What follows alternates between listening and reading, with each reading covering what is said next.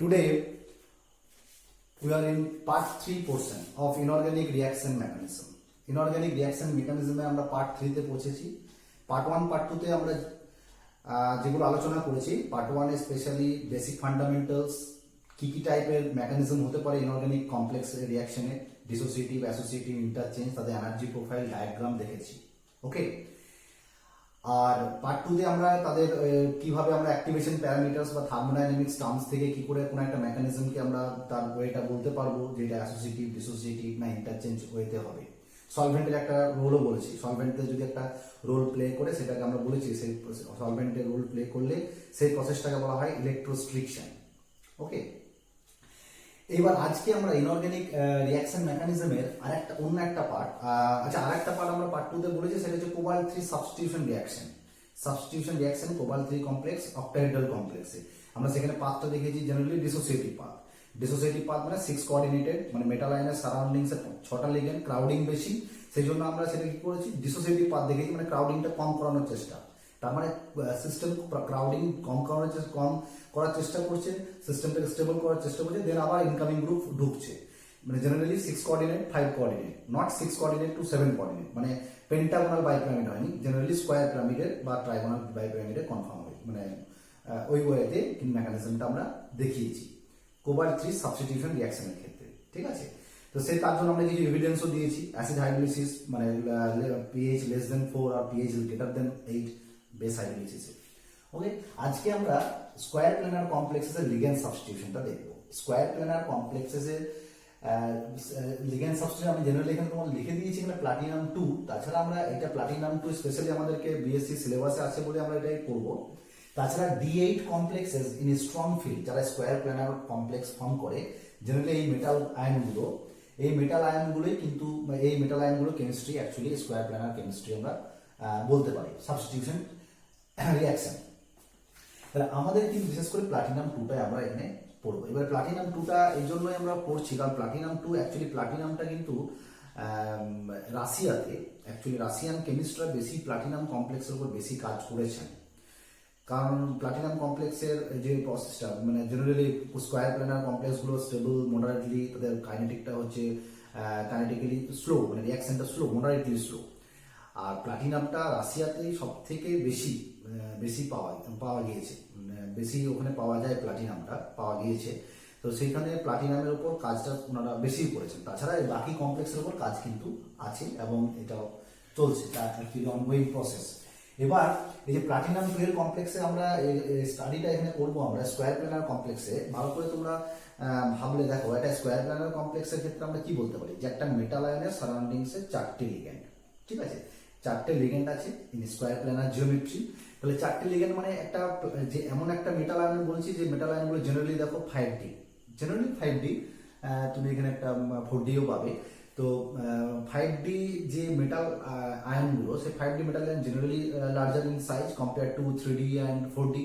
তাহলে যদি larger size হয় তাহলে সেক্ষেত্রে কি হবে, সেক্ষেত্রে তার চারিপাশে 4টে লিগ্যান্ড ছিল। আমরা যখন সাবস্টিটিউশন করেছি তখন কোবাল্ট 3 যেটা 3D মেটাল, তার চারপাশে 6টা লিগ্যান্ড। ওকে, তাহলে এখানে সাইজটা বড়, সেন্ট্রাল মেটালের সাইজটা বড়, তার চারপাশে 4টে লিগ্যান্ড, ক্রাউডিং কম। তাহলে যেহেতু লেস ক্রাউডেড, সেই জন্য এখানে যে মেকানিজমটা পড়বো, এই যে ওয়েটা, এই যে মেকানিজমটা পড়বো বা তার মেকানিজমের যে এভিডেন্স, সেগুলো আমরা দেখবো জেনারেলি এখানে অ্যাসোসিয়েটিভ পাথে হয়, লেস ক্রাউডেড। সেই জন্য জেনারেলি স্কোয়ার প্ল্যানারের মানে আপার সাইড বা লোয়ার সাইড, আপার ফেস অথবা লোয়ার ফেসের মধ্যে যে কোনো একটা ফেসে ইনকামিং লিগ্যান্ড প্রথমেই অ্যাটাচ হয়ে যায়, মানে পাথটা হচ্ছে অ্যাসোসিয়েটিভ পাথ। যে মেকানিজমটা আমরা এখানে ইনক্লুড করতে চাইছি, সেই মেকানিজমটা আমরা স্টাডি করব। এবং আমরা মেকানিজমের স্টাডির জন্য আমরা দেখেছি এখানে দুটো স্টাডি আমরা মেকানিজমের করি, একটা স্টোইচোমেট্রিক মেকানিজম যেটা ল্যাংফোর্ড পরে এটা ব্যাখ্যা করেছেন, এবং একটা ইন্টিমেট মেকানিজম। স্টোইচোমেট্রিক আর ইন্টিমেট মেকানিজম যে ল্যাংফোর্ড যেটা বলেছেন, যে স্টোইচোমেট্রিক মেকানিজমটা কি, একটা ওভারঅল রিঅ্যাকশনের এলিমেন্টারি কয়েকটা স্টেপকে আমরা জাস্ট ব্যাখ্যা করে দেবো, মানে জাস্ট অ্যাকচুয়ালি খুব লাইটলি আমরা যদি ব্যাখ্যা করে দিই খুব তাড়াতাড়ির মধ্যে, ইজি ওয়েতে। আর একটা ইন্টিমেট মেকানিজম মানে সেখানে actually bond length, bond angle বা স্ট্রাকচারে কিরকম চেঞ্জ হচ্ছে, অ্যাটমগুলো পজিশন কিরকম, সেটা যদি একটা ওভারঅল একটা ডিটেলস যদি আমরা একটা মেকানিজমের ওয়ে পড়ি, তাহলে আমরা ইন্টিমেট মেকানিজমে যাব। তো আমরা এই ক্ষেত্রে কিন্তু দুটো মেকানিজমেরই কথা বলবো। এখানে দেখো তোমাদেরকে স্টোইচোমেট্রিক মেকানিজমটা দেখিয়েছি, যেখানে আমি লিখেছি এখানে 2 টার্ম রেট ল। কেন টু টার্ম? এখানের মধ্যে রেটটা দেখতে পারবে যেখানে দুটো আমি রেট কনস্ট্যান্টের মান লিখেছি, দুটো রেট কনস্ট্যান্ট, দুটো রেট, টু টার্ম, এই জন্য কথাটা আমি লিখেছি। দুটো কেন এলো সেটা বলছি। জেনারেলি একটা দেখো কমপ্লেক্স দেখানো হয়েছে, এখানে মেটাল আয়নকে আমরা, মেটাল আয়নকে তুমি প্লাটিনাম ধরে নিতেই পারো।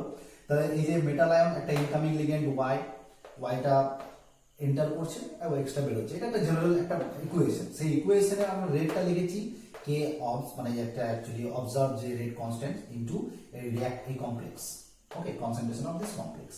এবার আমি এখানে রুটটা বলেছি যে এইটা, এই যে ওয়েটা, এই যে আমি এই যে লিখলাম রেটটা, এটার উপর ডিপেন্ড করছে এই কমপ্লেক্সের কনসেন্ট্রেশনের উপর। সেটা আমি কিভাবে করতে পারি? কারণ আমরা সাবস্টিটিউশন রিঅ্যাকশনের সলভেন্টের একটা প্লে দেখেছিলাম, একটা রোল প্লে করেছিল। এক্ষেত্রেও কিন্তু একটা সলভেন্ট রোল প্লে করবে, কারণ তুমি একটা পার্টিকুলার রিঅ্যাকশন যখন করবে তোমাকে পার্টিকুলার একটা সলভেন্টকে নিতে হবে। এবার পার্টিকুলার সলভেন্ট যদি নাও, সাপোজ তুমি ওয়াটার নাও বা ইথানল নাও, তাহলে পার্টিকুলার সলভেন্টের সঙ্গে তোমার নিউক্লিওফাইল, এখানে আমরা নিউক্লিওফাইল ওয়াই দিয়েছি, তাহলে সলভেন্ট নিচ্ছে একটা ওয়াই নিচ্ছে। এবার যেহেতু ক্রাউডিংটা কম, তাহলে সলভেন্টও কিন্তু ওখানে অ্যাটাচ হতে পারে।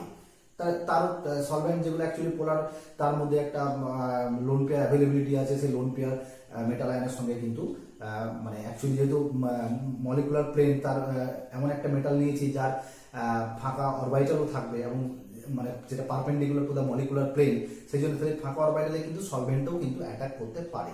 তাহলে সলভেন্টও যদি অ্যাটাক করতে পারে, নিউক্লিওফাইলকে অ্যাটাক করবে। তাহলে সলভেন্ট, সেই জন্য দুটো রুট, এইটা প্রথমে আমি সলভেন্টের একটা রুট দেখিয়েছি, এইটা একটা নিউক্লিওফাইলের সঙ্গে রুট দেখিয়েছি। সেই সলভেন্ট কি করছে, দেখো প্রথমে অ্যাটাচ হচ্ছে, মানে অ্যাসোসিয়েটিভ মেকানিজম, আপার সাইড হোক লোয়ার সাইড হোক স্কোয়ার প্ল্যানারের যে কোনো দিকটা হতে পারে। এটা স্লো, এটা আরডিএস, রেট ডিটারমিনিং স্টেপ, এখানে আমি কে এস ধরেছি। এই যে সিস্টেমটা এখানে সলভেন্টের অ্যাটাচ হচ্ছে, এটা আমরা রেট কনস্ট্যান্টে সলভেন্টের রেট কনস্ট্যান্ট হিসেবে ধরছি। তারপরে রিঅ্যাকশনটা ফার্স্ট, যেখানে এক্সট্রা বেরিয়ে যাচ্ছে Ml3S, তারপরে নিউক্লিওফাইল অ্যাড হচ্ছে, এটা জাস্ট রিপ্লেস হয়ে যাচ্ছে এখানে Ml3Y। এটা হচ্ছে আমার অ্যাকচুয়ালি প্রোডাক্ট, এটা প্রোডাক্ট Ml3Y। নাও Ml3X আমরা যদি নেক্সট অন্য ওয়েতে করি, যেটা হচ্ছে আমরা নিউক্লিওফাইল অ্যাটাক করছে, তাহলে নিউক্লিওফাইলের first attack and associative way, তাহলে এখানে একটা Ml3XY তৈরি হচ্ছে। এবার তুমি বলতে পারো যে স্কোয়ার প্ল্যানার যেটা আছে সেখানে সলভেন্ট অ্যাড হোক অথবা ওয়াইটা অ্যাড হোক, যে কোনো একটা অ্যাড হোক না কেন, তাহলে সেখানে কি হচ্ছে, তার স্কোয়ার প্ল্যানার রুটটা কিন্তু চেঞ্জ হচ্ছে। এবার চেঞ্জ হচ্ছে মানে কি, তার জিওমেট্রিটা চেঞ্জ হচ্ছে। সেটা যখনই আপার সাইডে বা লোয়ার সাইডে যেভাবে যাক না কেন, তাহলে সে স্কোয়ার পিরামিড ফর্ম করছে, স্কোয়ার পিরামিডাল শেপ। এবং এইটা প্রুফ করা যায় বা এটা এভিডেন্স পাওয়া যায় যে এটা জেনারেলি ট্রান্সফর্ম টু ট্রাইগোনাল বাইপিরামিড, মানে স্কোয়ার পিরামিড থেকে টিবিপিতে কিন্তু কনভার্ট হয়ে যায়। তারপর আস্তে আস্তে আবার একই রকম ভাবে স্কোয়ার পিরামিডে চলে আসে। তো প্রথমে এই যে এই ফর্মটা তৈরি করলো, আবার এখানে ফার্স্ট এক্স তাড়াতাড়ি লিড করলো, এখান থেকে বেরিয়ে এই প্রোডাক্টটা হলো। তাহলে দুটো পাথ আমরা দেখালাম, এই যে দুটো পাথ দেখালাম স্টোইচিওমেট্রিক মেকানিজমের জন্য, ঠিক আছে। এই যে দুটো পাথে আমরা এখানে দেখতে পাবো একটা কে এস এর কথা, এই যে K S into concentration of S যেটা থাকবে, সেই K S into concentration of S into Ml3X, আর এখানে হচ্ছে এই যে K2 ইন্টু Ml3X। তাহলে আমরা যদি ওই K S into concentration of S, এইটাকে আমরা K1 ধরে নিচ্ছি, কারণ সলভেন্টের কনসেন্ট্রেশনটা খুব বেশি চেঞ্জ হয় না, সেটা কনস্ট্যান্টই থাকে। সেই জন্য এটা KS K2Y, আর এইটা এই পুরোটাকেই ধরছি আমরা K অবস, আর কমন নিয়ে নিচ্ছি L3MX কে, ঠিক আছে। তাহলে আমরা L3X দুটোর ক্ষেত্রে যেহেতু থাকছে, রিঅ্যাকশনের মেকানিজম যদি আমরা দেখি তাহলে এইটা ইনটু L3MX, ওকে। তাহলে K1 টা equals to actually KS into concentration of S, যেটা জেনারেলি কনস্ট্যান্ট। তাহলে এই K1 টার্মটা আসছে সলভেন্টের জন্য, ভালো করে মনে রাখবে, এটা কিন্তু কোশ্চেন হয়। এই যে দুটো টার্ম লেখা হয়, তার মধ্যে একটা টার্ম হচ্ছে সলভেন্টের জন্য, একটা রেট কনস্ট্যান্ট হচ্ছে সলভেন্টের জন্য, আর একটা রেট কনস্ট্যান্ট হচ্ছে নিউক্লিওফাইলের জন্য, ঠিক আছে। তাহলে নিউক্লিওফাইল যে এন্টার করছে সেই পাথটাকে আমরা রেট কনস্ট্যান্টটাকে K2 বলছি, আর K1 যেটা বলছি, সেই K1টাকে বলছি আমরা অ্যাকচুয়ালি সলভেন্টের রোলের জন্য আমরা এটা K1 কনস্ট্যান্ট বলছি, ঠিক আছে। তাহলে this is all about stoichiometric mechanism. এরপরে আমরা ইন্টিমেট মেকানিজমের কথা বলছি। Now you can see the intimate mechanism of a platinum 2 square planar complex. Most of the evidence shows that the mechanism, the way of platinum 2 square planar complexes, the substitution of platinum 2 complexes is actually associative nature.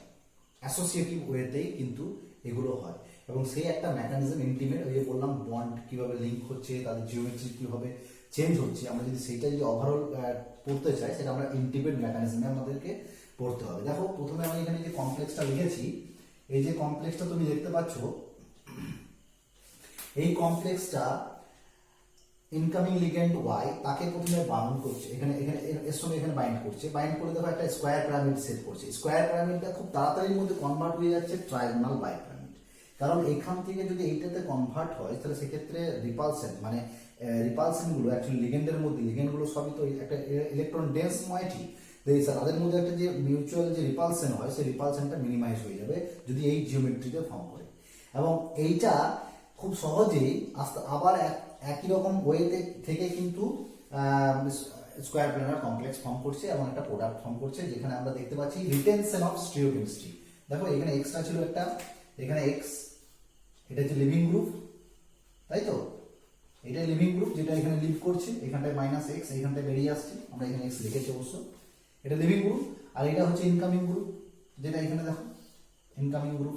ওকে, তার মানে actually আমি retention মানে most of the square planar কমপ্লেক্সের যে ligand substitution reaction সেখানে retention of stereochemistry দেখতে পাই, এবং সেটা এই পাথে হয় বলেই কিন্তু এটা দেখতে পাই। তাহলে এখান থেকে square pyramid to trigonal bipyramid, TBP to square pyramid to again square planar complexes.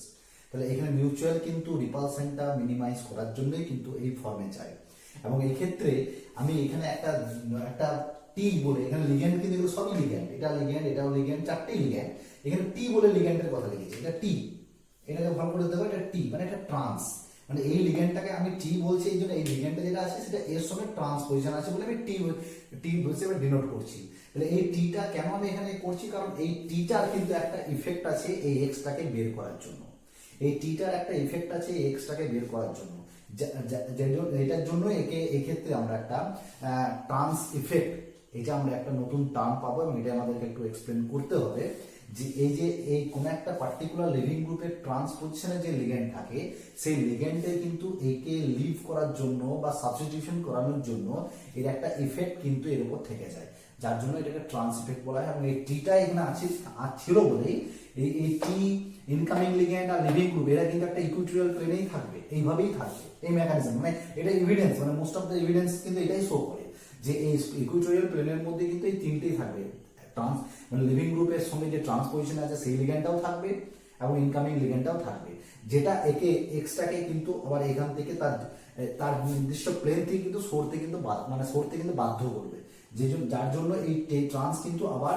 ওই ইনকামিং গ্রুপটাকে মানে যেটা অ্যাকচুয়ালি নিউক্লিওফাইল সেটাকে কিন্তু সিক্স আর লিভিং গ্রুপের পজিশনেই কিন্তু বসাবে, সেই জন্য রিটেনশন ইন কনফিগারেশন। তাহলে এই জন্য আমরা এই ট্রান্সটা লিখেছি। আমরা সেই জন্য এরপরে যে টপিকটা আমরা পড়বো সেটা হচ্ছে এই জেনারেলি এই কমপ্লেক্সের ক্ষেত্রে ট্রান্স ইফেক্টটা, এই কমপ্লেক্সের ক্ষেত্রে ট্রান্স ইফেক্ট আমরা যেমন সাবস্টিটিউশন রিঅ্যাকশনের জন্য সিজ ইফেক্টটাও দেখেছি, ট্রান্স ইফেক্ট এখানেও দেখবো, কিন্তু জেনারেলি এই যে ট্রান্স ইফেক্ট হলে যে সিজ ইফেক্ট হয় না, এদের ক্ষেত্রে সিজ ইফেক্টটাও দেখা যায় কিন্তু very little, but trans effect is very much important for square planar complexes. Okay, now the trans effect. Okay, cis effect সম্পর্কে আমরা পড়েছি, ট্রান্স ইফেক্ট যেটা সায়েন্টিস্ট চার্নিয়ফ 1926 এটা বলেছিলেন। তো এই যে ইফেক্টটা একটু আগে আমরা একটা স্ট্রাকচার এঁকে দেখালাম যে লিভিং গ্রুপের সঙ্গে ট্রান্সপোজিশনে যারা আছে, মানে যদি লিভিং গ্রুপের ট্রান্সপোজিশনে এমন লিগ্যান্ড আছে যারা লিভিং গ্রুপের উপর একটা ইফেক্ট তৈরি করতে পারে, সেটা ওখান থেকে বেরিয়ে যাওয়ার জন্য হয়তো লিভিং গ্রুপকে ওখান থেকে লিভ করানোর জন্য, ঠিক আছে, তাহলে সেই ইফেক্টটাই আমরা এখানে ট্রান্স ইফেক্ট বলছি। তাহলে সাবস্টিটিউশন রিঅ্যাকশন স্কয়ার প্ল্যানারের জন্য কিছু কিছু লিগ্যান্ড আছে যারা trans to the living group, living গ্রুপের সঙ্গে ট্রান্সপোজিশন আছে, তারা একটা রিঅ্যাকশনের কাইনেটিক্সের উপর একটা ইফেক্ট তৈরি করে, রিঅ্যাকশনটা প্রসিড করে কত তাড়াতাড়ি, কত ফাস্ট, কত স্লো, সেটাই আমরা ট্রান্স ইফেক্ট বলছি। তা আমরা এই বিজ্ঞানী চার্নভ যে অর্ডারটা দেখেছিলেন, মানে উনি জাস্ট পরীক্ষা করে দেখেছিলেন যে এই যে একটা অর্ডার আমি এখানে দেওয়া আছে, অর্ডারটা দেখো যে এগুলো সবই কিন্তু ট্রান্সপোজিশনে বসে থাকবে। যদি ট্রান্সপোজিশনে থাকে টু দা লিভিং গ্রুপ, তাহলে তখন তাদের অর্ডারটা কেমন হয়, এর থেকে মানে জলের থেকে অ্যামোনিয়ার ট্রান্স ইফেক্ট বেশি, তার থেকে হাইড্রোক্সাইড, তার থেকে ক্লোরাইড, তার থেকে ব্রোমাইড, তার থেকে thiocyanate, iodide, nitrite, nitrito, hydride, PR3, C2H4, CO। বুঝতেই পারছো বেশিরভাগ দেখো সিগমা ডোনার গুলো এই দিকটায় আছে, ঠিক আছে, পাই ডোনার গুলো এই দিকটায় আছে। তার মানে পাই ডোনারের এফেক্টটা বা পাই ডোনার বা পাই অ্যাকসেপ্টারের ইফেক্টটা কিন্তু সবসময় বেশি দেখানো আছে এদিকে, তার মানে ওদের ট্রান্স ইফেক্টটা বেশি, মানে ওরা লিভিং গ্রুপকে খুব তাড়াতাড়ি রিলিজ করার চেষ্টা করে, বের করার চেষ্টা করে, তার মানে রিয়াকশনটা ফাস্ট হয়, রিপ্লেসমেন্টটা মানে অ্যাকচুয়ালি সাবস্টিটিউশনটা তাড়াতাড়ি হয়। তাহলে এইটাই হচ্ছে ইফেক্ট, এই ইফেক্টটাই আমরা পড়বো এখানে। একটা জেনারেল এক্সাম্পল দিয়েছি, এটা কমন এক্সাম্পল একটা, তোমরা এখান থেকে বুঝতে পারবে যে এই একটা কমপ্লেক্সের জন্য দেখো প্লাটিনাম অ্যামোনিয়ার একটা কমপ্লেক্স, ভালো করে দেখো এখানে ক্লোরাইড দিয়ে সাবস্টিটিউট করছি, যখন ক্লোরাইড দিয়ে সাবস্টিটিউট করছি তখন যে কোনো একটা অ্যামোনিয়াকে তুমি ইয়ে করতে পারো, এখানে আমি এখানে লিখেছি তুমি এখানেও লিখতে পারো, কোনো অসুবিধা নেই, আমি এখানে রিপ্লেস করলাম ক্লোরাইড দিয়ে। এবার তুমি এই যে অর্ডারটা দেবে, এই অর্ডারটা তোমাকে একটা কিন্তু খেয়াল করতে হবে, এটা একটু মনে রাখতে হবে, ক্লোরাইডের কিন্তু ট্রান্স ইফেক্টটা অ্যামোনিয়ার থেকে বেশি, তাহলে ক্লোরাইডের ট্রান্স ইফেক্ট অ্যামোনিয়ার থেকে বেশি, তাহলে যদি পরে যখন যেটা রিপ্লেস হবে, যদি আমি পরে ক্লোরাইডকেই রিপ্লেস করি, তাহলে ক্লোরাইড কিন্তু এই ক্লোরাইডে কিন্তু চেষ্টা করবে যে পরে যেটা আসবে, মানে এর যেহেতু ট্রান্স ইফেক্টটা বেশি, সেই জন্য এ তার ট্রান্স পজিশনে যে অ্যামোনিয়াটা আছে তাকে রিপ্লেস করে ও একটা ইনকামিং গ্রুপকে ঢোকাবে, এইটাই হচ্ছে ট্রান্স ইফেক্ট। তাহলে এদের থেকে এর ট্রান্স ইফেক্টটা বেশি, সেই জন্য পরের যে ইনকামিং গ্রুপটা তাকে ট্রান্স পজিশনে বসাচ্ছে এই ক্লোরাইডের ট্রান্স পজিশনে, ঠিক আছে। ঠিক একই রকম ওয়েতে তুমি যদি উল্টো আমি বলি, প্লাটিনামের সঙ্গে ক্লোরাইডের কমপ্লেক্স 2 তাহলে অ্যামোনিয়াকে রিপ্লেস করি, তাহলে তুমি যে কোনো একটা অ্যামোনিয়াকে রিপ্লেস করো, যে কোনো একটাকে করলাম, কিন্তু এখানে করলেও আমার এখানে দেখার বিষয় যে এখানে অ্যামোনিয়া আছে আর ক্লোরাইড রিলেট আছে, সো অ্যামোনিয়া ক্লোরাইড, কিন্তু ট্রান্স ইফেক্ট কার বেশি? ক্লোরাইডের ট্রান্স ইফেক্ট বেশি, তাহলে chloride has more trans effect than ammonia, তাহলে সেখানে কি হবে, তাহলে ক্লোরাইড চেষ্টা করবে যে পরের যে ইনকামিং গ্রুপটা আসবে সে সবসময় ট্রান্সপোজিশন, তার ট্রান্সপোজিশনে, এবার তার ট্রান্সপোজিশনের মধ্যে আমার এই একটা ক্লোরাইড আছে, এই ট্রান্সপোজিশনে তো অ্যামোনিয়া বসেই আছে, তাহলে একমাত্র এই একটা ক্লোরাইড আছে তার ট্রান্সপোজিশনে বসাবো, অথবা এই একটা ক্লোরাইড আছে তার ট্রান্সপোজিশনে এখানে বসাবো, তাহলে আমি এখানে কি করেছি দেখো, এই ক্লোরাইডের ট্রান্সপোজিশনে এখানে বসিয়েছি। তুমি যদি বলো আমি এই ক্লোরাইডের ট্রান্সপোজিশনে এখানে বসাবো, তাহলে অ্যামোনিয়াটা তুমি এখানেই বসাতে পারতে, তাহলে তাতেও কি হতো, প্রোডাক্টটা সিজি হতো, তাহলে এখানে প্রোডাক্টটা কি হয়েছে দেখো ট্রান্স, এখানে প্রোডাক্টটা কি হয়েছে সিজ। তুমি এখানে অ্যামোনিয়াটা পরের অ্যামোনিয়াটা এর সাপেক্ষে ট্রান্সে বসাও তাহলে সিজ আসবে, এর সাপেক্ষে ট্রান্সে এখানে যদি বসাতে অ্যামোনিয়াটা এখানে ক্লোরাইড থাকতো সেটা প্রোডাক্টটা হতো সিজ। তাহলে আমরা এখান থেকে দেখতে পাচ্ছি যে এই পার্টিকুলার কোন একটা গ্রুপ যেটা লিভিং গ্রুপের সঙ্গে ট্রান্স পজিশনে আছে সেটা কিন্তু এই একটা সাবস্টিটিউশন রিঅ্যাকশনের মধ্যে একটা ইফেক্ট তৈরি করছে, সেটা আমরা বলতে পারি এখানে ট্রান্স ইফেক্ট। এবার সাপোজ ধরো তুমি যদি ধরো এখানে একটা অন্য একটা গ্রুপ তুমি ঢোকাও, সাপোজ তুমি এখানটায় ধরো তুমি অ্যামোনিয়া ঢুকিয়েছো, এরপরে তুমি NO2 গ্রুপ ঢোকাতে চাইছো, ধরো NO2, তাহলে এখানে অ্যামোনিয়ার পরে যদি তুমি NO2 এখানে ঢোকাও গ্রুপটাকে, তাহলে অ্যামোনিয়াটা পর NO2 যদি যখনই ঢোকাবে তুমি, তাহলে এই NO2 এখানে ক্লোরাইডের ট্রান্স ইফেক্ট অ্যামোনিয়ার থেকে বেশি, তাহলে ক্লোরাইডের ট্রান্স ইফেক্ট যদি অ্যামোনিয়ার থেকে বেশি হয়, তাহলে অ্যাকচুয়ালি সবসময় ক্লোরাইড কি করবে, পরের নিউক্লিওফাইলটাকে তার ট্রান্সপোজিশনেই ঢোকাতে চাইবে, তাহলে পরের নিউক্লিওফাইল যদি তার ট্রান্সপোজিশনে ঢোকাতে চায়, তাহলে আমরা এখানে কি লিখবো, এখানটা NO2 লিখবো, তাতেও সিজ প্রোডাক্টই হবে, ওকে। তাহলে NO2 আর অ্যামোনিয়া এই যে ইয়েটা বলছে, এবার যদি উল্টোটা হয়, এবার যদি উল্টো বলতে ধরো আমি এবার এটাকে এখানটায় মুছে দিলাম, এখানটায় রিপ্লেস করছি না এবার NO2 দিয়ে, তাহলে NO2 দিলে বলে প্রথমে একটা রিপ্লেস করলাম NO2 দিয়ে, এবার দেখো আমি এবার NO2 আছে, Cl আছে, Cl আছে, Cl আছে, তাহলে এবার আমি যেখানে অর্ডারটা দেখি Cl এর থেকে NO2 ট্রান্স ইফেক্ট বেশি, তাহলে এরপরে যদি আমি একটা অন্য গ্রুপ ঢোকে, ধরো অ্যামোনিয়া ঢুকছে, তাহলে NO2 যেহেতু এদের থেকে ট্রান্স ইফেক্ট বেশি, তাহলে NO2 চাইবে NO2 ট্রান্স ইফেক্টটা বেশি, তাহলে এর ট্রান্সপোজিশনে যে আছে তাকে লিভ করানোর চেষ্টা করবে, তাহলে NO2 পরে ইনকামিং গ্রুপটাকে তার ট্রান্সপোজিশনে বসানোর চেষ্টা করবে, তার মানে অ্যাকচুয়ালি তখন প্রোডাক্টটা কি হবে, অ্যাকচুয়ালি তখন প্রোডাক্টটা দাঁড়াচ্ছে দেখো এখানে আছে NO2, এখানে ছিল Cl, NO2 ট্রান্সপোজিশনে ঢোকাবে মানে এটা তৈরি হবে তখন অ্যামোনিয়া, তখন এটা কি দাঁড়িয়ে যাবে, এটা তখন ট্রান্স প্রোডাক্ট হবে। বুঝতে পারছো, তাহলে তোমার এই যে গ্রুপগুলো ঢুকছে, তোমাকে এবার যে কোনো প্রোডাক্ট তোমাকে এরকম ভাবে তৈরি করতে দিতেই পারে, তোমাকে একটা পার্টিকুলার একটা মানে প্রথমে যে রিয়েজেন্টটা সেটা স্টার্টিং রিয়েজেন্ট তোমাকে দিয়ে দিল, তোমাকে একটা অন্য একটা কমপ্লেক্স তৈরি করতে বললো, তাহলে তোমাকে কিন্তু এই অর্ডারটাকে ফলো করে কিন্তু পরপর তোমাকে তৈরি করে যেতে হবে। তাহলে এই যে আমরা ট্রান্স ইফেক্ট বলছি, যে এই যে এই লিভিং গ্রুপের ট্রান্সপোজিশনে থাকলে সেটাকে লিভ করতে সাহায্য করে, সাবস্টিটিউশনকে মানে সাবস্টিটিউশনের উপরে একটা প্রভাব থাকে, তাহলে এই যে ইফেক্টটা থাকে সেই ইফেক্টটা থাকে কিভাবে, আমরা কোন মেকানিজম আমরা করবো, ভালো করে দেখো এখানের মধ্যে সিগমা ডোনার, আমি তোমাদেরকে বললাম সিগমা ডোনার গুলো তাদের ট্রান্স ইফেক্টটা কম, পাই ডোনার বা পাই অ্যাকসেপ্টর গুলোর ট্রান্স ইফেক্টটা বেশি, কিন্তু এখানে দেখো একটা সিগমা ডোনার আছে, সিগমা ডোনার আছে, তাহলে H মাইনাস এখানে তো সিগমা ডোনার, অ্যামোনিয়াও কিন্তু সিগমা ডোনার, কিন্তু তার সত্ত্বেও এর ট্রান্স এফেক্ট বেশি। তাহলে কেন হচ্ছে এরকম, কি কারণে, তাহলে এর অ্যাকচুয়াল রিজনটা কি? আবার কিছু কিছু আছে যেমন এই যে পাই ডোনার, এই পাই অ্যাকসেপ্টার গুলো, এই পাই অ্যাকসেপ্টার গুলো এত বেশি কেন? তাহলে এক্ষেত্রে মানে এক্ষেত্রে আমরা এই মেকানিজম গুলো যদি আমরা বুঝতে চাই, ট্রান্স এফেক্টটা বুঝতে চাই, তার মানে অ্যাকচুয়ালি প্লাটিনাম 2 এর সাবস্টিটিউশন রিঅ্যাকশনে যে ফ্যাক্টরগুলো, যে সমস্ত ইফেক্টগুলো কাজ করে, তার মধ্যে একটা হচ্ছে ট্রান্স ইফেক্ট। তাহলে ট্রান্স ইফেক্টে এতগুলো যে লিগ্যান্ড এরকম ভাবে এই সিস্টেমের উপর সাবস্টিটিউশন রিঅ্যাকশনের উপর প্রভাব বিস্তার করে, তার কারণ মেবি টু টাইপস। একটা হচ্ছে গ্রাউন্ড স্টেট একটা ইফেক্ট, গ্রাউন্ড স্টেট হয়তো গ্রাউন্ড স্টেটে কিছু সিস্টেম ডিস্টেবিলাইজ হচ্ছে, মানে এনার্জি হাই হয়ে যাচ্ছে, আনস্টেবল হয়ে যাচ্ছে সিস্টেম, এটা একটা হতে পারে, যেটাকে সিগমা ইফেক্ট বলছে।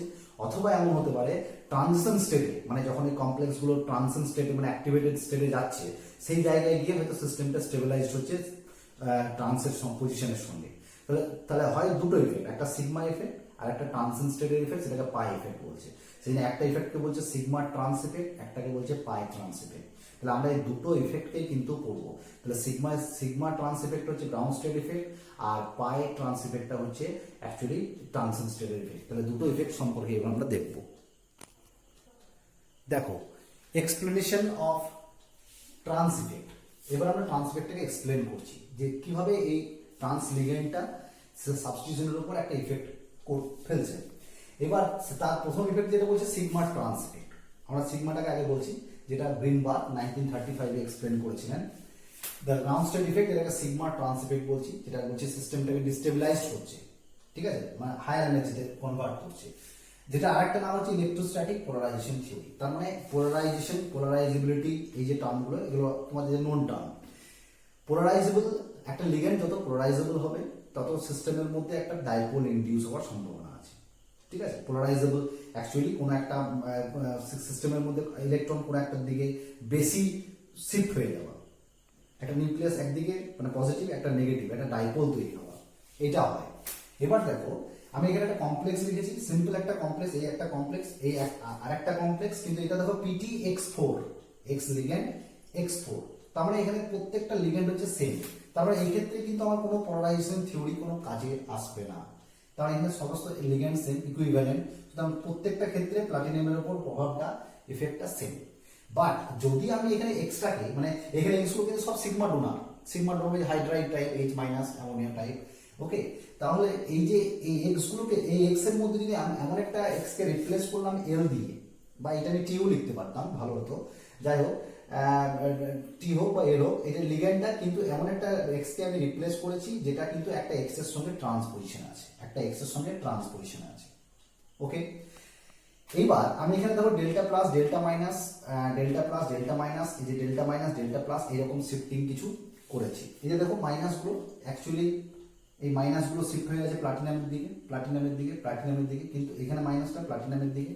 কিন্তু ব্যাপারটা এমন হয়েছে যে এমন একটা লিগ্যান্ড এক্স দ্বারা রিপ্লেস করেছি, এমন একটা লিগ্যান্ডকে এক্স দ্বারা রিপ্লেস করেছি যে লিগ্যান্ডটার পোলারাইজেবিলিটি এক্স এর থেকে বেশি, যে লিগ্যান্ডের পোলারাইজেবিলিটি এক্স এর থেকে বেশি। পোলারাইজেবিলিটি বেশি হওয়ার জন্য কি হচ্ছে না, প্লাটিনাম প্রথম, এই দেখো প্লাটিনাম তো অ্যাকচুয়ালি 2+ স্টেটে ছিল, প্লাটিনাম 2 এ আমরা যেহেতু কেমিস্ট্রি পড়ছি, তাহলে প্লাটিনাম 2টা কি করছে, প্লাটিনাম 2টা কিন্তু এই লিগ্যান্ডের উপর একটা পোলারাইজিং ইফেক্ট ক্রিয়েট করছে, মানে একটা ডাইপোল ইনডিউস করছে।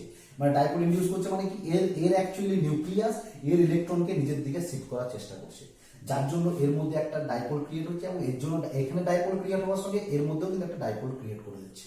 এইটা ডাইপোল ক্রিয়েট করার জন্য এটাও ডাইপোল ক্রিয়েট করে যাচ্ছে, কারণ এই ইলেকট্রন এদিকে শিফট হচ্ছে, মানে নিউক্লিয়াস এর ডেল্টা প্লাস কাছাকাছি আসছে। তাহলে এর মধ্যে যে এই শিফটিংটা এই যতটা বেশি হচ্ছে, তত এইখানে এর ইলেকট্রনের সঙ্গে এর ইলেকট্রনের রিপালশনটা তত বেশি হয়ে যাচ্ছে। এদিকে ইলেকট্রন যদি বেশি শিফট হয়ে যায়, এর ইলেকট্রন তখন এর ইলেকট্রনের সঙ্গে একটা রিপালশন ক্রিয়েট করছে, যেটা একে লিভ করতে সাহায্য করছে। তার মানে এর হাই পোলারাইজেবিলিটি ইফেক্ট একে এখান থেকে বেরোতে সাহায্য করছে। সেজন্য আমরা যদি ট্রান্স ইফেক্টের ডাউন স্টেট ইফেক্টটাকে যদি এক্সপ্লেন করতে চাই, তাহলে আমরা এখানে বলতে পারি যে তো লিগ্যান্ডের পোলারাইজেবিলিটি যত বেশি হবে, যেটা রিপ্লেস করলাম মানে এখানটায় ট্রান্সপোজিশনে যেটা আছে, ট্রান্সের লিগ্যান্ডটার যদি পোলারাইজেবিলিটি যত বেশি হবে, সেই তার ট্রান্স ডিরেক্টিং পাওয়ার তত ভালো হবে, মানে সেই তার ট্রান্সপোজিশনের যে লিভিং গ্রুপটা আছে তাকে সে কিন্তু ওখান থেকে লিভ মানে ও সাবস্টিটিউট করার চেষ্টা করবে তাড়াতাড়ি, ঠিক আছে। এটা অ্যাকচুয়ালি গ্রাউন্ড স্টেট ইফেক্টে।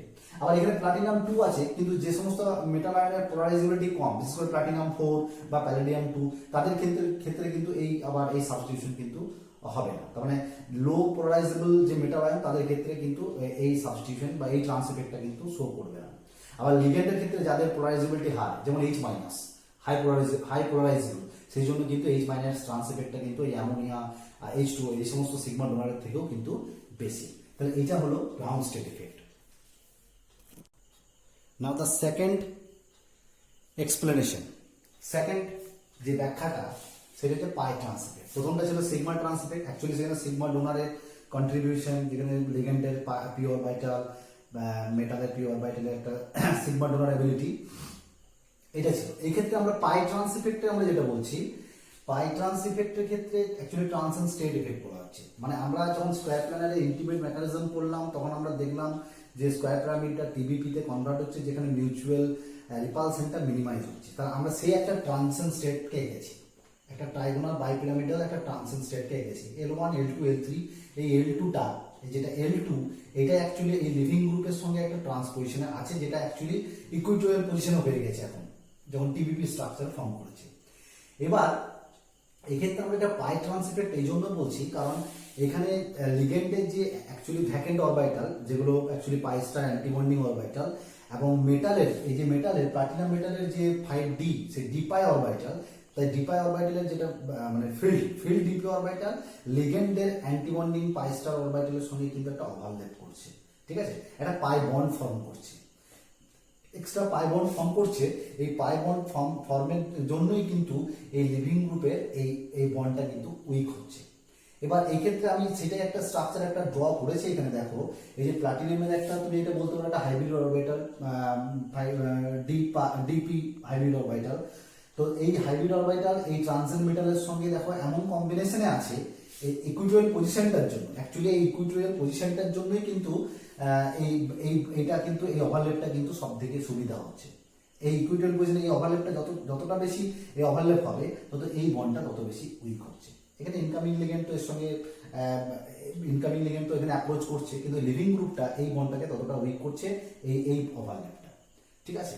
তাহলে অ্যাকচুয়ালি পাই ট্রান্স ইফেক্টের ক্ষেত্রে এই যে পাই বন্ড, যেগুলো অ্যাকচুয়ালি পাই বন্ড ফর্মেশন করা, জেনারেলি যেগুলো পাই অ্যাসিড লিগ্যান্ড, যেগুলো হচ্ছে strong pi acceptor like carbonyl, CO, CN-, C2H4, olefin, তো এদের ক্ষেত্রে কি হচ্ছে, এদের ক্ষেত্রে এই ইকুইটোরিয়াল পজিশনটা, এই ইকুইটোরিয়াল পজিশনে এই যে L2 পজিশনটা, এই L2 পজিশনটা হচ্ছে best for a formation of A pi orbital with antibonding pi star atomic orbital of ligand and the d pi orbital of the filled platinum metal, ঠিক আছে। তাহলে প্লাটিনাম ফিল্ড ডি পাই থেকে আমার antibonding এর সঙ্গে একটা পাই অ্যাকসেপ্টিং প্রপার্টির জন্য এখানে একটা পাই বন্ড ফর্মেশন হচ্ছে। তাহলে যত ভালো পাই অ্যাকসেপ্টার হবে, তাহলে যত ভালো এদের সঙ্গে লিঙ্ক হবে, তত এই বন্ডটা উইক হবে। তার মানে এ তাড়াতাড়ি লিড করবে, এ তত তাড়াতাড়ি ইনকামিং হবে, এটা ওয়াই অ্যাকচুয়ালি, ঠিক আছে। তাহলে পাই অ্যাকসেপ্টিং লিগেন্ড গুলো কিন্তু, যেগুলো পাই অ্যাকসেপ্টার, যেগুলো পাই অ্যাসিড লিগেন্ড, তারা কিন্তু জেনারেলি এই জন্যই তারা কি হয়, তাদের ট্রান্স ইফেক্টটা খুব বেশি হয়, তারা খুব তাড়াতাড়ি মানে সাবস্টিটিউশন রিঅ্যাকশনে টেক পার্ট করে। তাহলে বেটার ব্যাক বন্ডিং পাই অ্যাকসেপ্টার, সেই জন্য বলেছি বেটার ট্রান্স ইফেক্ট। তাহলে এরা কারা করতে পারে, কার্বনিল, CN-, C2H4, অলিফিনস টাইপ যেগুলো আছে, সেগুলোই কিন্তু এই ট্রান্স ইফেক্টের জন্য, মানে এগুলো অ্যাকচুয়ালি এই চ্যাট অ্যান্ড অর্গেল এটা ইন্ডিপেন্ডেন্টলি এগুলো এক্সপ্লেন করেছিলেন। তো এই পাই ট্রান্স ইফেক্টটা কিন্তু এই মেকানিজমে বেস করে আমরা বলতে পারি যে ট্রান্স লিগ্যান্ডগুলো কেন এই ইফেক্টটা এতটা কাজ করে, ঠিক আছে। তাহলে that is about pi trans effect. Okay, তাহলে ইন জেনারেল আমরা কি বলতে পারলাম, যে অ্যাকচুয়ালি মলিকুলার অরবিটাল অ্যাপ্রোচ যদি বলি, একটা সিগমা একটা পাই, তো সেক্ষেত্রে আমরা দেখছি যে সিগমার ক্ষেত্রে যে বন্ডটা যেভাবে পোলারাইজেশনের ইফেক্টটা কাজে দিচ্ছে, মানে অ্যাকচুয়ালি সেক্ষেত্রে কি হচ্ছে, যখন ট্রান্সপোজিশনের যে লিগ্যান্ডগুলো আছে তার সঙ্গে অ্যাট্রাকশনটা যত বেশি হচ্ছে, মানে মেটালের অরবিটালটাকে যত বেশি ট্রান্স লিগ্যান্ড ইউজ করছে, তাহলে তার উল্টো দিকে তার লিভিং গ্রুপ যেটা আছে, তাহলে সে কম ইউজ করছে অরবিটালটাকে, তার মানে বন্ডটাকে তত উইক করছে। তার মানে ট্রান্স পজিশনাল লিগ্যান্ড, মেটালের ট্রান্স পজিশনাল লিগ্যান্ড, তার লিভিং গ্রুপ, তার ট্রান্স পজিশন আবার লিভিং গ্রুপ, তাহলে একটা লিগ্যান্ড তার ট্রান্সপোজিশনের লিভিং গ্রুপ, তাহলে ট্রান্সপোজিশনের এই দিকের লিগ্যান্ডটা যত বেশি অরবিটালটাকে ইউজ করছে, এই দিকের লিগ্যান্ডটা তত সেই অরবিটালটাকে কম ওভারল্যাপ করছে, তার মানে লিগ্যান্ডটা উইক হচ্ছে। তাহলে এই যে অ্যাপ্রোচটা, আবার এই পাই বন্ডিং থিওরিতে যে অ্যাপ্রোচটা আমরা করলাম, যে যত বেশি পাই ওভারল্যাপ করছে, এই যে পি অরবিটাল দিয়ে আমরা করলাম ইকুইটোরিয়াল পজিশনে টিবিপি স্ট্রাকচারে, সেখানে 5 কোঅর্ডিনেটেড স্পেস যেগুলো তৈরি হচ্ছে, সেটা স্পেসটা এই জন্য তৈরি হচ্ছে কারণ ওখানে মিউচুয়াল রিপালশনটা কম, সেখানে স্টেবিলাইজেশনটা বেশি। সেই জন্য আমরা বললাম ট্রানজিশন স্টেটে কিন্তু স্টেবিলাইজেশন আসে, যার জন্য এই ট্রান্স ইফেক্টটা বেশি পরিমাণ কাজে দেয়। তাহলে এই সিগমা আর পাই এই দুটো ইফেক্ট দিয়ে আমরা ট্রান্স ইফেক্টকে কিন্তু এক্সপ্লেন করতে পারবো। এগুলো কিন্তু বিএসসি অনার্সের কোশ্চেনের জন্য কিন্তু খুব ইম্পর্টেন্ট, মানে বিশেষ করে সিজ ইফেক্ট আর ট্রান্স ইফেক্টটা বেশি ইম্পর্টেন্ট। ট্রান্স ইফেক্টটা প্রত্যেকটা কিন্তু রিয়াকশন ভালো করে তোমাদেরকে দেখতে হবে। দেখো তোমাদের এবার মোটামুটি কিছু কিছু টার্ম আমরা এক্সট্রা অ্যাড করবো এখানে। আশা করছি এই পার্টের মধ্যেই আমরা ইনঅর্গানিক রিয়াকশন মেকানিজমটাকে শেষ করে দিতে পারবো। তো আমাদের আর কিছু কিছু টার্ম আছে যেগুলো আমাদেরকে একটু বলতে হবে। যেমন একটা বলছিলাম অ্যানেসেন রিয়াকশন। অ্যানেসেন রিয়াকশন তোমাদেরকে অ্যাকুয়েশন রিয়াকশন সম্পর্কে অলরেডি বলেছি আমি। অ্যাকুয়েশন এখানে কি হচ্ছিল, যেখানে একটা অ্যানায়ন একটা H2 দ্বারা রিপ্লেস হচ্ছিল, যেটা অ্যাসিড হাইড্রোলিসিস আমরা করলাম। ওকে, অ্যানেসেন ঠিক তার উল্টোটা। দেখো এখানে একটা H2O মানে একটা কোঅর্ডিনেশন এন্টিটির মধ্যে যে ওয়াটার মলিকুল আছে সেটা কিন্তু একটা অ্যানায়ন দ্বারা রিপ্লেস হয়েছে, এটা অ্যানেসেন রিয়াকশন। তাহলে ওয়াটারটা বেরিয়ে যাচ্ছে, এখানে অ্যাকুয়েশনে ওয়াটারটা অ্যাড হচ্ছিল, এখানে ওয়াটারটা বেরিয়ে যাচ্ছে, এটা নাম হচ্ছে অ্যানেসেন রিয়াকশন। এই রিয়াকশনটা কিভাবে প্রসিড করছে তার মেকানিজম অ্যাকচুয়ালি আইগেন আর তার কোওয়ার্কার্স একসঙ্গে এটা ব্যাখ্যা দিয়েছিলেন। এগুলো অ্যাকচুয়ালি আউটার স্পেয়ার অ্যাসোসিয়েশন বলা হচ্ছে এটাকে। অ্যাসোসিয়েশন মানে অ্যাকচুয়ালি তার একসঙ্গে অ্যাড হচ্ছে। তো সেই মেকানিজমটাকে ওনারা বলছেন ion pair mechanism. Ion pair mechanism মানে এই যে ব্যাখ্যাটা দিচ্ছেন ওনারা, যে এইটা যে এই যে কোঅর্ডিনেশন এন্টিটিটা আছে 3+, যেটা মানে অ্যানায়নটার সঙ্গে অ্যাকচুয়ালি ইনকামিং লিগ্যান্ডের সঙ্গে নিউক্লিওফাইলের সঙ্গে একটা ইকুইলিব্রিয়াম তৈরি করছে, যেখানে ইকুইলিব্রিয়াম তৈরি করছে সেটা অ্যাকচুয়ালি আয়ন পেয়ার। মানে এই যে কমপ্লেক্সের আয়নটা আর এই যে অ্যানায়নটা, এইটা তৈরি করছে একটা আয়ন পেয়ার তৈরি করছে। তো সেকেন্ড স্টেপে কি হচ্ছে, ওই আয়ন পেয়ারটা ওই আয়ন মানে অ্যাকচুয়ালি এখানে অ্যাকচুয়ালি অ্যাসোসিয়েশন হচ্ছে, মানে একটা তুমি বলতে পারো IA type interchange associative type. তো এইখানে এই যে আয়ন পেয়ারটা সেকেন্ড স্টেপে কি হচ্ছে, সেখান থেকে ওয়াটার মলিকুলটা ইনসাইড থেকে বেরিয়ে গিয়ে ব্রোমাইডটা কিন্তু সেখানে শিফট করছে, তার মানে অ্যাকচুয়ালি ইনার স্পেয়ার কমপ্লেক্স তৈরি হচ্ছে। তাহলে এইভাবে তার এই ওয়াটার মলিকুলটা বেরিয়ে গেলে ওর ভ্যাকেন্ট সাইডটা ব্রোমাইড সেটাকে নিচ্ছে। তো এইভাবে অ্যানেসেন রিয়াকশনের মেকানিজমটাকে আমরা এক্সপ্লেন করতে পারি। ওকে, এখন আর একটা টার্ম দেখো, নিউক্লিওফিলিসিটি প্যারামিটার। এটা অ্যাকচুয়ালি ওই যে সাবস্টিটিউশন রিয়াকশনে প্লাটিনামের যে সাবস্টিটিউশন রিয়াকশনের যে ইফেক্ট বলছিলাম ট্রান্স ইফেক্ট, তারই সঙ্গে আরেকটা রিলেটেড আরেকটা ইফেক্ট যদি বলি, সেটা হচ্ছে অ্যাকচুয়ালি এন্টারিং গ্রুপের ইফেক্ট। আরেকটা ইফেক্ট যদি কথা বলি তাহলে হচ্ছে এন্টারিং গ্রুপের ইফেক্ট। এন্টারিং গ্রুপের ইফেক্ট মানে যে ওয়াইটা বলছি, ঠিক আছে। এবার এইটাকে আমি যদি মানে অ্যাকচুয়ালি কোনো একটা পার্টিকুলার সলভেন্ট, মানে একটা ধরো পার্টিকুলার একটা তুমি স্ট্যান্ডার্ড একটা বেস নিলে সলভেন্ট, ধরো মিথানল।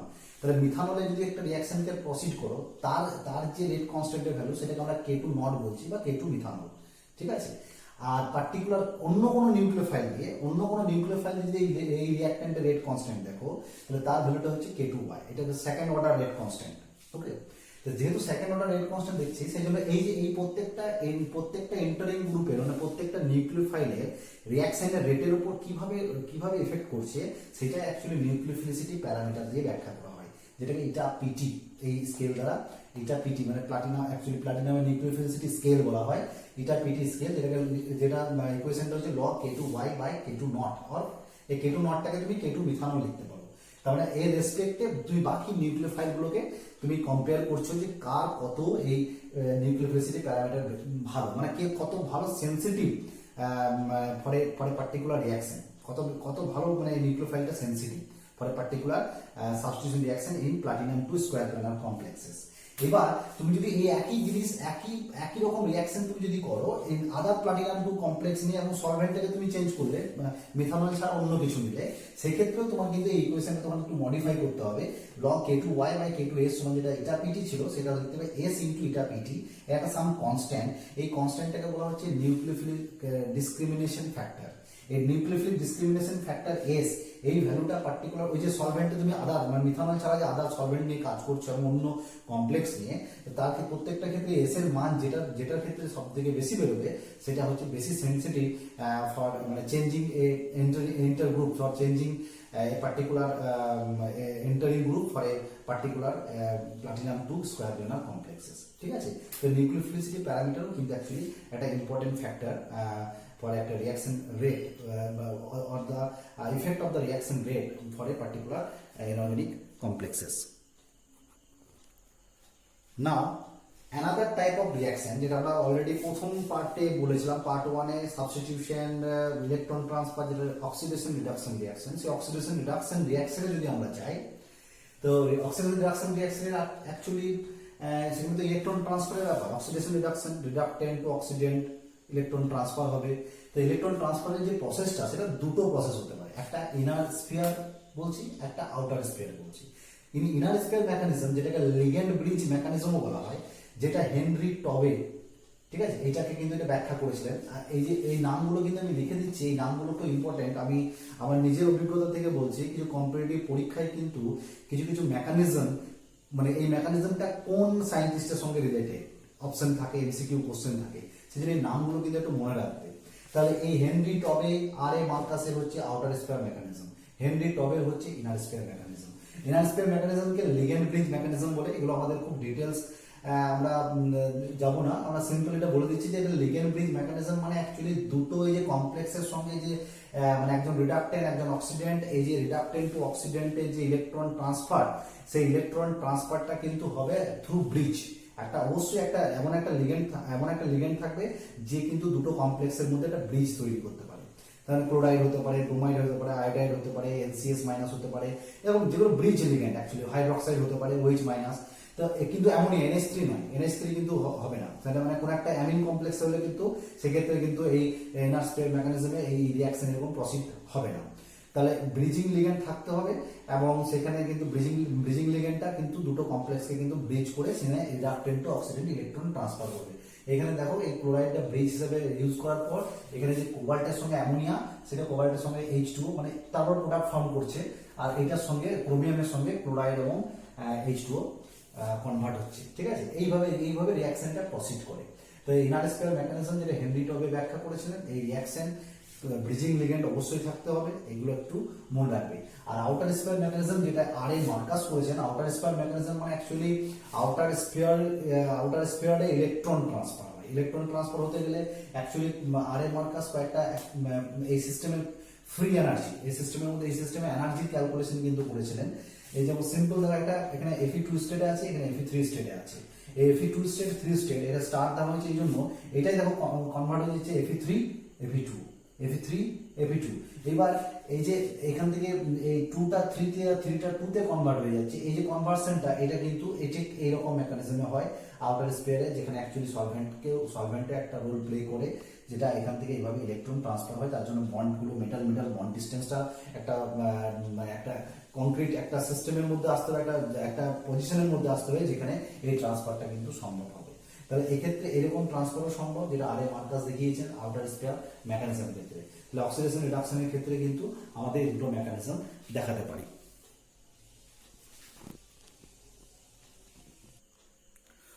ওকে, ফাইনালি আমরা আরেকটা রিঅ্যাকশনের কথা বলবো, সেটা হচ্ছে isomerization and racemization reaction. Isomerization and racemization reaction, এখানে আইসোমারাইজেশনে তোমরা different types of isomerism cis ট্রান্সে পড়েছো, যেখানে তারপর অপটিক্যাল অ্যাক্টিভ মানে complex, DL configuration, dextro and Livo.